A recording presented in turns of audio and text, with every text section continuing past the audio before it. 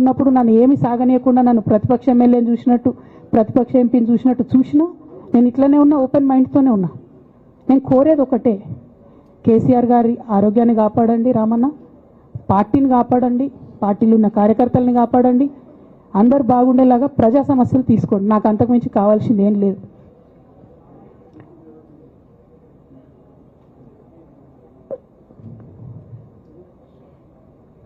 కానీ మొన్న అసెంబ్లీలో అర్ధరాత్రి దాకా పెట్టి రేవంత్ రెడ్డి గారు కేసీఆర్ గారిని తిడుతుంటే దయ్యాలు వేదాలు వాళ్ళు ఇస్తున్నట్టు అనిపించింది నాకైతే.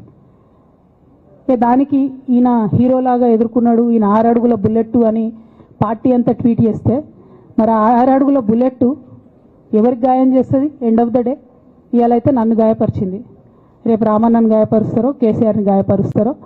జాగ్రత్తగా ఉండండి రామన్న, నేను చెప్పేది ఏం లేదు, జాగ్రత్తగా ఉండండి, కేర్ఫుల్గా ఉండండి. ఎట్ ద సేమ్ టైం ఈ హరీష్ రావు గారి కారణంగా గమ్మత్ ఏముంటుందంటే, ఒకసారి హంపీకి పోతారు వీళ్ళందరూ, మీ అందరికీ తెలుసు ఆ స్టోరీ.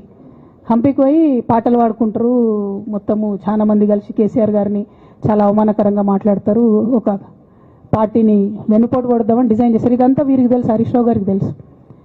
నేను ఆ రోజు సాక్ష్యం ఉన్న హరీష్ అన్న వచ్చి లిటరల్లీ రామన్న చేతులు పట్టుకొని, అరే మామయ్యకి ఎప్పుడు సింక్ ఆర్ సేల్, నేను మామయ్యతోనే ఉంటా అని చెప్పి అక్కడ మాట్లాడుకున్న వాళ్ళందరూ పెద్దసారి దగ్గర అవుట్ చేసిండి.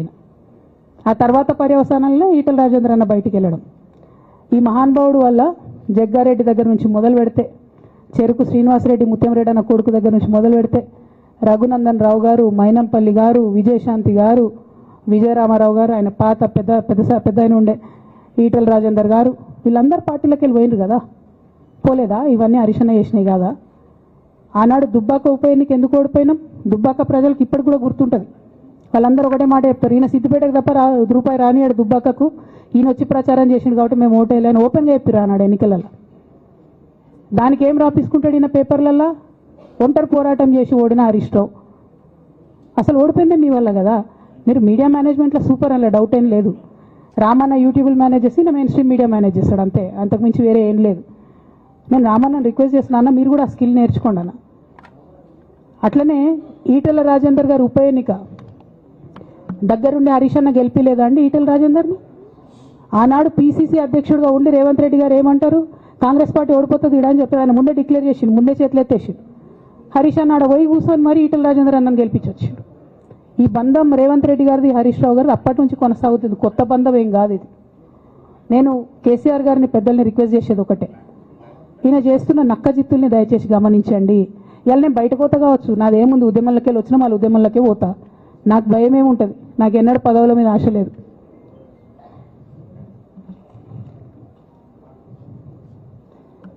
పార్టీ నుంచి వచ్చిన ఎమ్మెల్సీకి స్పీకర్ ఫార్మాట్లో చైర్మన్ గారికి నేను పంపుతా ఉన్నాను రాజీనామా పత్రాన్ని.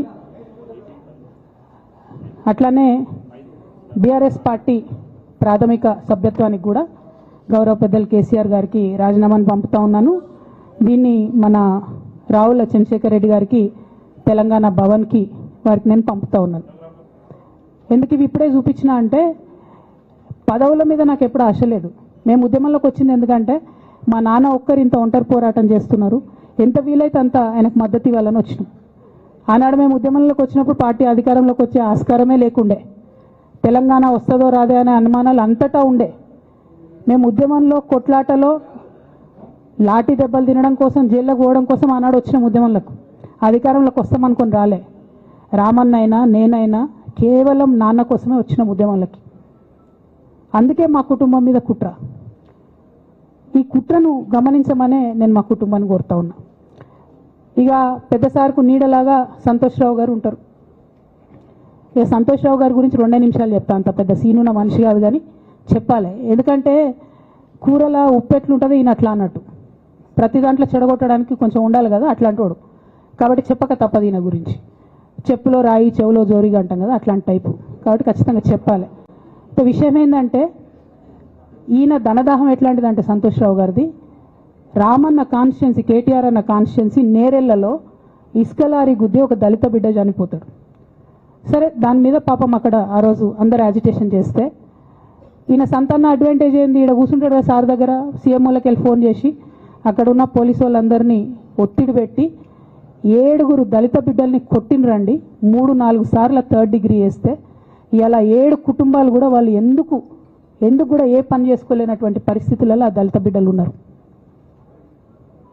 అది మొత్తం రాజకీయంగా బ్లేమ్ అంతా రామన్న మీదకి వచ్చింది.